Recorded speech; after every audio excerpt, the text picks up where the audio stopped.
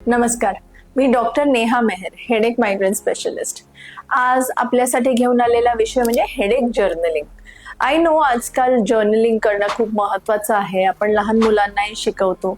पूर्वीच्या काळात खूपदा आपले आजी आजोबा एक डायरी मेंटेन करायचे, ज्याच्यामध्ये दिवसभरात काय घडलं, काय घडामोडी झाल्या हे सर्व रात्री लिहून काढायचे. But this is about headache journaling. Headache journaling किंवा हेडेक डायरी हा खूप महत्वाचा विषय आहे. तुम्हाला जर डोकं दुखतं तर रोज जेव्हा डोकेदुखी सुरू होते तेव्हा ती किती वाजता चालू झाली, काही ट्रिगर होता का, जसं तुम्ही उन्हात गेले होते किंवा जेवायला लेट झाला, स्ट्रेस होता, आदल्या रात्री झोप नाही झाली, असा कुठल्याही प्रकारचा ट्रिगर असेल तर तो मेन्शन करावा.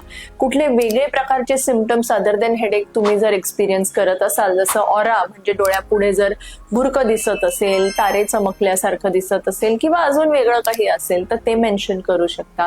उलटी मळमळ होते का, मग तुम्ही कुठली गोळी घेतली का ते थांबवण्यासाठी, आणि मग ते किती वेळात तुम्हाला बरं वाटलं, हे सर्व लिहिण्याचा मागे उद्देश असा असतो की it is easier for us to treat your migraine and we know the severity to what extent it has gone.